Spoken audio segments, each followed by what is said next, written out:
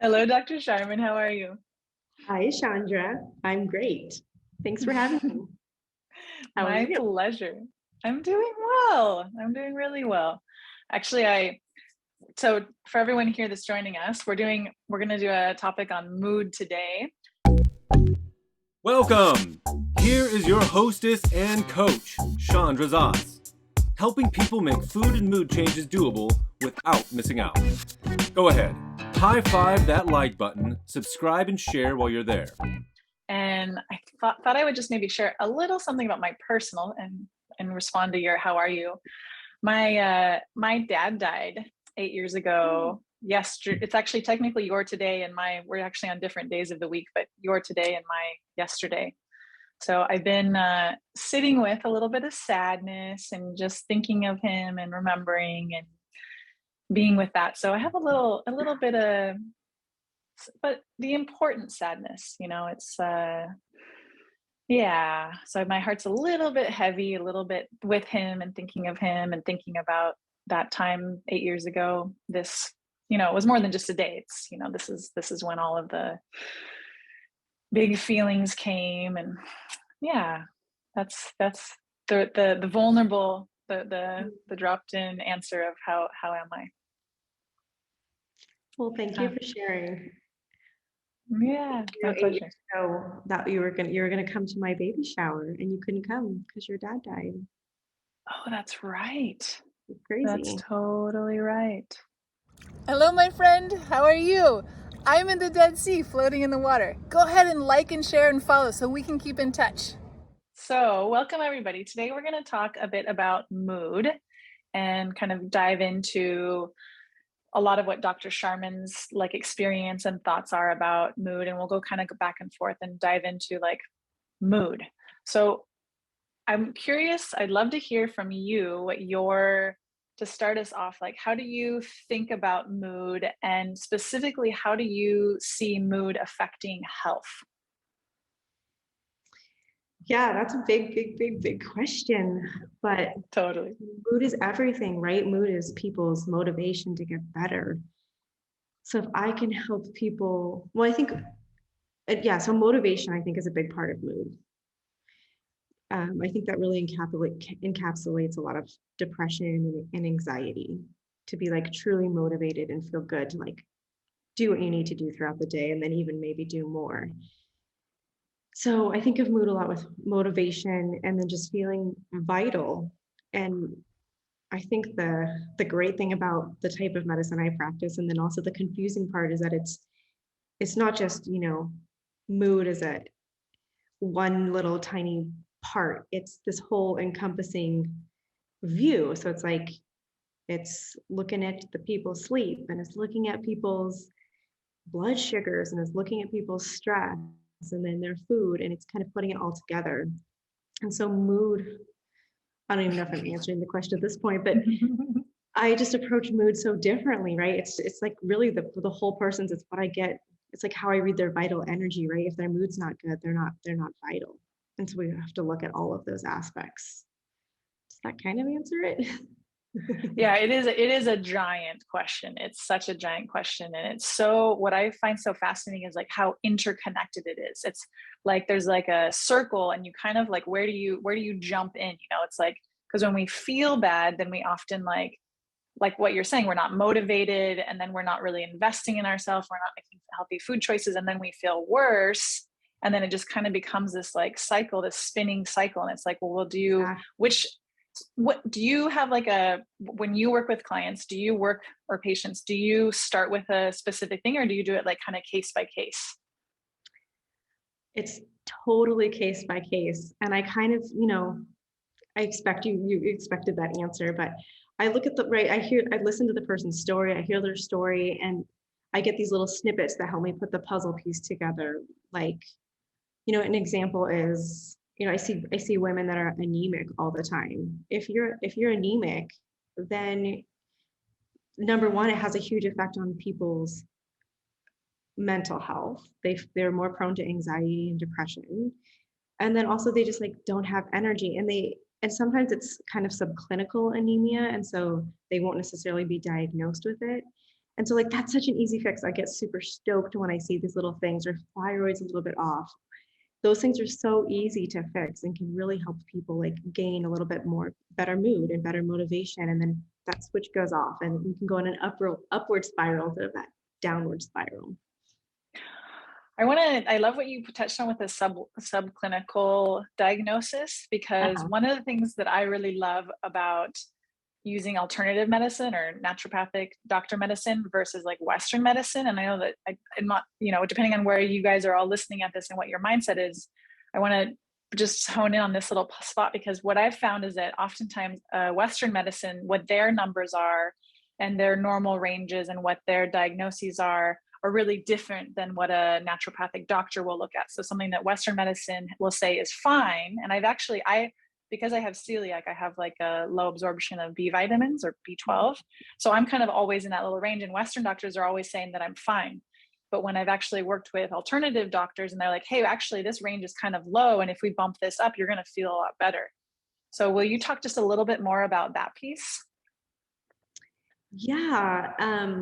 I mean, an example I like to use is thyroid, and the kind of standard test that is typically run is called a TSH, and that's kind of your hypothalamus communicating with your thyroid. And I like the standard range is like 0.4 to 4.5, something like that. And I work a lot with fertility patients, and for optimal fertility, you want a TSH to be right around 1.5. But I never hear kind of what the Western doctors talking about that. And when I think about health, like I don't want to be pregnant. I don't want to be fertile right now, but I want to be like vital enough to be fertile. And I want all of my patients to be that way. And so if I see a TSH at 4, I find people feel like crap like that. And for me, that's absolutely a big red flag. Whereas, that's not always the case. And again, like I get excited when I see that, because that's an easy fix, right? And people like that because they're like, oh, I get an answer, right? When a lot of times feel like people aren't listening, other doctors aren't listening to them. So we have like these little tight ranges that have been honed in to be more optimal health. And that's like where you can get that more subclinical diagnosis, as if you're kind of within the normal ranges, but you're not within those optimal ranges. So you can be within the normal Western ranges, but not be feeling very well. But then when you get your numbers into the optimal ranges through like a alternative medicine, naturopathic medicine results, then you actually start really feeling that energy and feeling that. Exactly. Yeah. So, I mean, like another example is anemia. I see all the time that you're not frankly anemic, your red blood cells aren't showing deficiencies, your iron is fine, but you look at ferritin, which is iron storage, which is not typically run in a typical workup. And ferritin levels are hugely important and so many times low especially in menstruating females. And there's even like articles that show that a ferritin below 50, which is I think the normal range is like 17 to 150. And I find that Western medicine. Yeah. And that above 50 is really important for women to feel good. And it can be like that motivation piece. It could be like, I feel short of breath, or it can even be, I just feel depressed. So it has a huge range of how it makes people feel. So yeah, I get excited about that kind of stuff. Which is really interesting. I love because I think we all use these, like how we feel, and like how we feel is such a broad word, so there's like the actual physiological components, which you're really talking about, the iron, the thyroid, because there's a physiological feeling. So it's like, if we think about, I love talking about emotions. It's one of my favorite things to talk about. But like, there's like the emotions of like, joy or sadness. Like there's kind of like the pure emotions that happen from something that like maybe happens in our life that we have thoughts about, and we have emotions. But then there's also that feeling of like, I love what you're bringing in here, like the vitality, the energy levels, the motivation, and even the depression and anxiety can be very physiological. Yeah, absolutely. So, that's why I like working with someone like you as well, because I love working on that physiological aspect. And then to have optimal physiology, you have to process emotions correctly, right? So it's both of them working in tandem. Yeah. the circle, yeah, I love, so it's like the way that I see it is that it's like there's the food piece, right? So like if we're eating not optimal food, then there's like I like to think of like food as like an essence. Food has like an energy, you know? So like there can be different, I had someone like 20 years ago that told me like, you know, you can like run on jet fuel or you can run on regular gas. And that really stuck with me of like, well, wait a minute, I want to eat the food that makes me feel the best, that gives me that energy. But then there's like the emotional component, you know, like if we're not processing our emotions, processing our thoughts, then we can get kind of like, you know, weighed down. And then there's the physiological place, the chemicals, the hormones, all of this piece that can be, you know, I love to, I think really the optimal thing is to really address all of them at the same time. Is that what your like approach is? Yeah, 100%. Yeah. And, you know, food emotions are food too, right? So it makes sense. Yeah. Emotions are food too. Do you think about that? Like when in your own life, do you think about like the emotions that you're consuming and the emotions that are going on in your body, in your being? Sometimes when you remember. Yeah. I mean, you know, I think a lot about my emotions and how they reflect on my family, you know, and if I'm consuming that, and if what I'm giving off, and, you know, we see that mirrored in our family all the time. And there's always room for improvement. Yeah. Reminds me of my Zen teacher saying that, like, talking about holding onto a hot skillet of anger, you know, and like consuming that emotion. Like, why wouldn't you put the skillet down? But that letting go of the skillet is a hard thing for a lot of people. Yeah. We use this analogy of like hitting yourself on the head with a hammer. It's like, if you keep doing that and it's painful, why would you keep doing that? So same analogy. Yeah, I look a lot of that, like when we think thoughts that are like, there's something wrong with me, I'm such a bad person, I'm not enough, like those are like the hammer thoughts that I often find with people, and they're in a lot of our brains. A lot of people are hitting themselves in the head with a hammer. Yeah, those are easy thoughts. Those are easy thoughts to have. Yeah. I want to also ask you a little bit about the microbiome.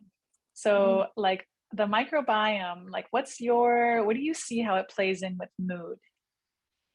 Yeah. So we kind of talked about like, right, anemia, and that thyroid is important. And then there's the microbiome, which impacts everything. But the microbiome is especially fascinating because it produces the majority of our neurotransmitters, which, like, every time I say that, I just have to think of how amazing that really is. We actually outsource. Can you explain what that means? Yeah. Can you explain what that means, that our microbiome is creating the majority of our neurotransmitters? Can you break that down into? So we've actually outsourced a lot of production of vitamins and mineral, so processing different vitamins, we've outsourced to different bacteria that help synthesize the food products and the byproducts of different vitamins and neurotransmitters that our body makes. So we actually like evolved with them so much that we gave them a lot of that power, which is just wild to think about. And so if we don't have those good bugs, right, we can't make those nutrients, we can't absorb them, and then we can't make a lot of our neurotransmitters. Like serotonin is a really good, right? That's a happy neurotransmitter. It helps people sleep. It helps with gut motility, which a lot of people don't know about. And it's made by good bacteria in our gut. So when we think of serotonin, and we just give people antidepressants, right? Like I'd rather give them probiotics at first, right? Because then we're at least like addressing some of that core cause. So is it fair to conclude from what you're saying is that, like, depending on our microbiome, and are you to specify, you're talking about the microbiome in our gut, correct? Specifically to our gut.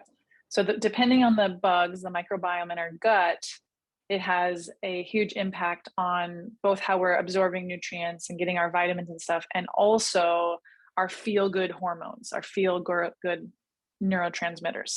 Absolutely. Yeah. So have you seen people like change the bacteria in their gut and change their mood?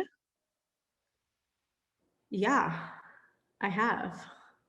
Yeah. And it's not always cut and dry because of course I'm looking at the person, right? And I'm giving them iron and all the other things they need. But I mean, you see people change their diet, right? And they immediately feel better. And that's both a byproduct of helping slowly change their microbiome. And then also, I lost my train of thought because of that thumb in the corner. Oh, sorry. But so it's a byproduct of both like getting more nutrients and then also, changing their microbiome slowly. So getting more nutrients both kind of like lifts their mood / energy, and then also having the way I like to think about it is like feeding the happy, the friendly bugs. So there's like the unfriendly bugs that kind of like make some kind of like, they both like make the they give off toxins. They make us not feel good, both like physically and emotionally. Those are like what I call the unfriendly guys, the ones that like take over and like make us kind of feel bad. I mean, to like say it really simply, they make us feel bad. Then there's like the friendly bugs that actually like make us feel really good. That's like super simple.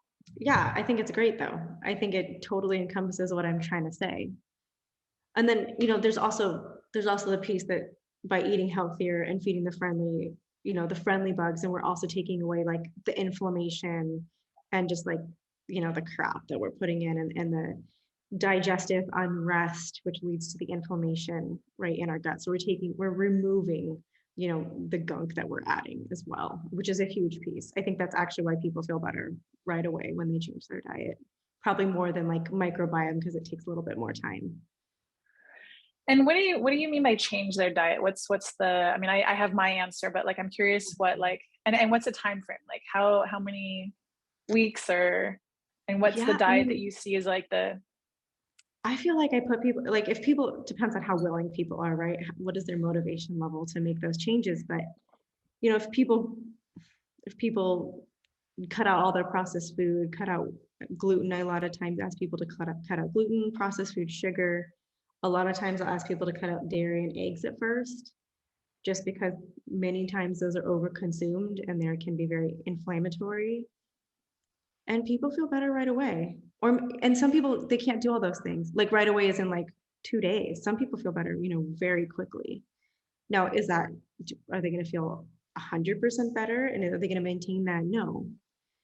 So that's for the highly motivated people. But there's people who are like, okay, I'll stop eating Jack in the Box and their migraines go away. And like, that's pretty cool too. And then they still have a lot more cleaning up to do, but that's like, it speaks so highly of how just what we put in, that jet fuel or garbage, is really important.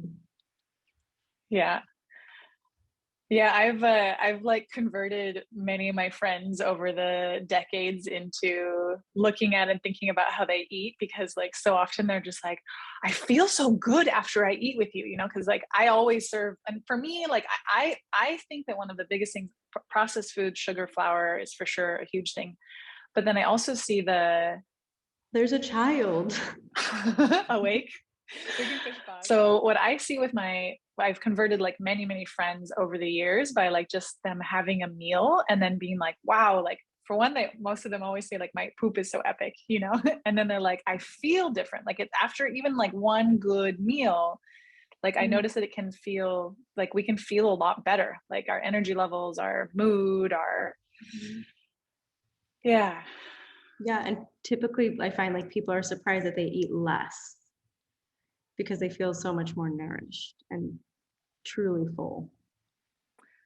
Yeah, that's another interesting total rabbit hole that we can go down, is like when we're eating nutrient lacking food, there's like that over desire and over hunger, and we're eating more because we're not getting the nutrients that our body is like signaling, hey, we need nutrients, we need good oils, we need all of they're actually less satisfied that they think, it's really interesting.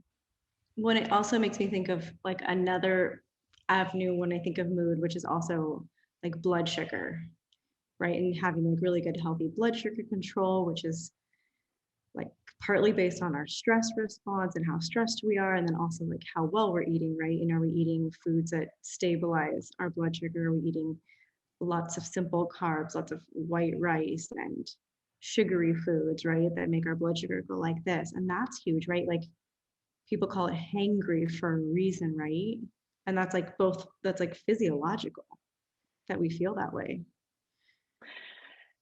Yeah, you're opening up a whole nother like really beautiful can of worms. Yeah, I like a lot of people I work with, like that's one of their big struggles is feeling hangry, you know, in their relationship with food is that they're like, I feel this crazy urgency that I have to eat. Like, and it's one of my favorite parts of like working with people is like getting people like in the first part is like getting their blood sugar levels stable, really predominantly with using food. I actually would love to hear how you work with people with blood sugar levels without food, but I primarily work with people with using food. And then once you get your blood sugar levels like stable, then your relationship to hangry doesn't happen anymore. And like the surprise that I've just decided to disclose in my program is that the next step after like really stabilizing blood sugar levels is actually intermittent fasting. And people are like shocked that they're like, I can intermittent fast when my blood sugar levels aren't crazy and I actually not hangry.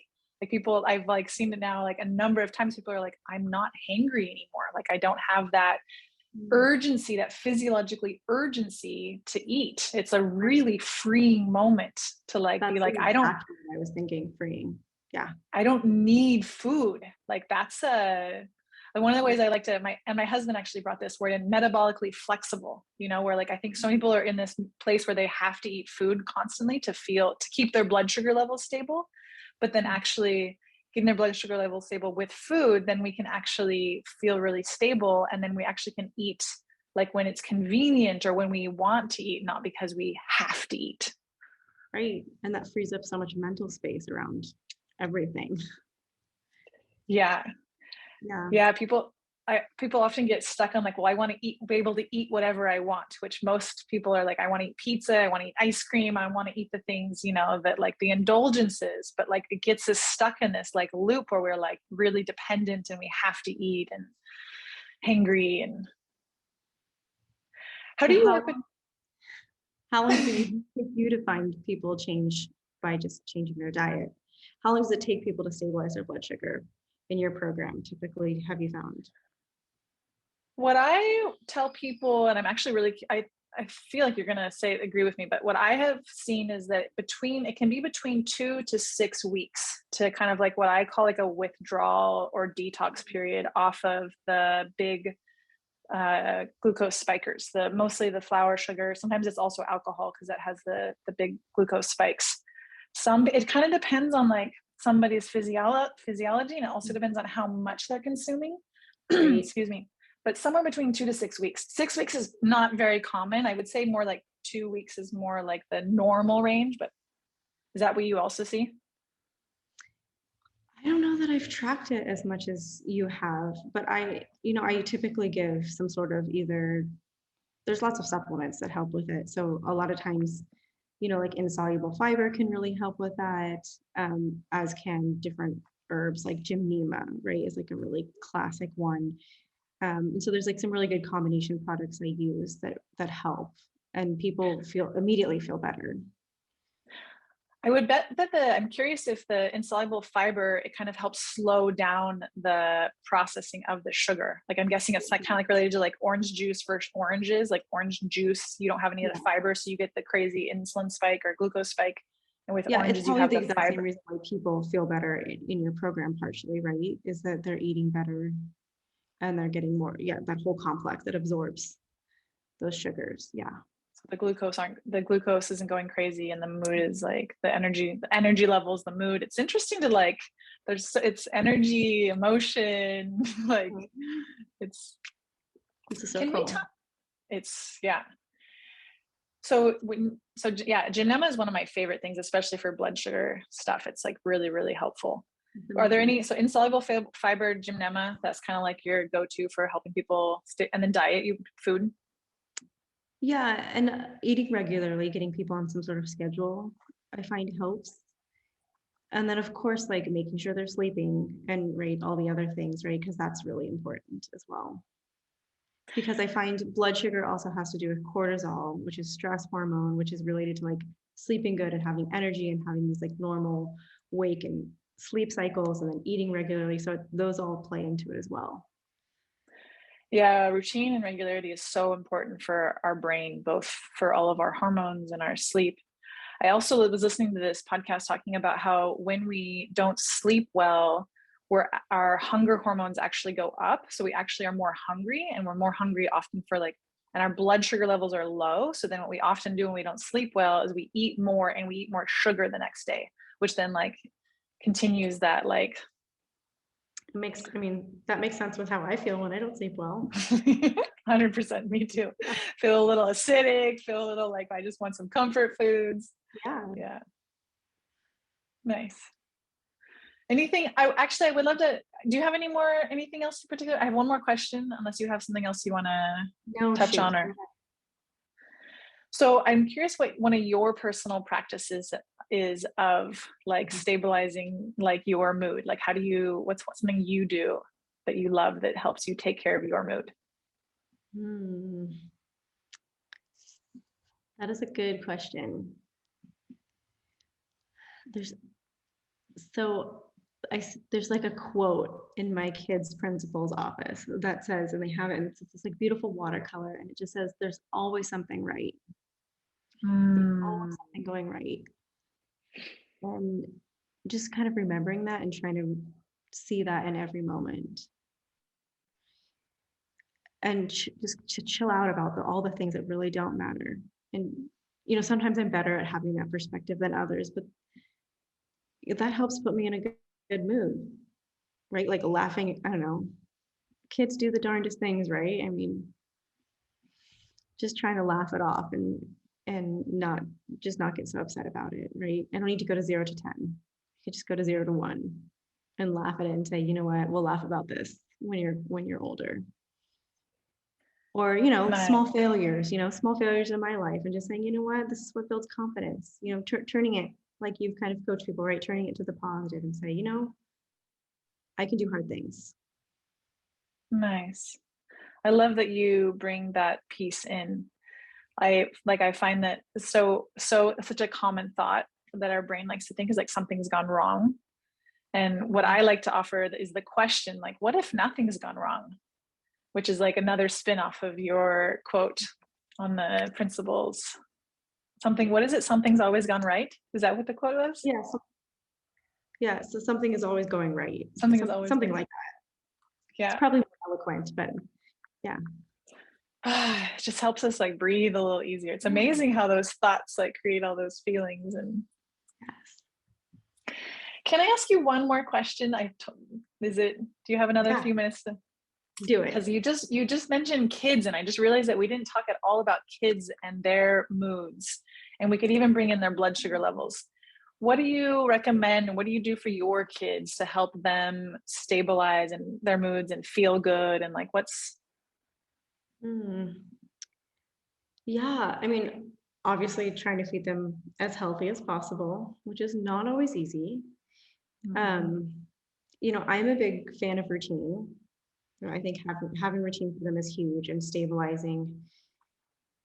And then just having lots of space and like loving kindness around the fact that they do have really part of being a child is having these like intense emotions.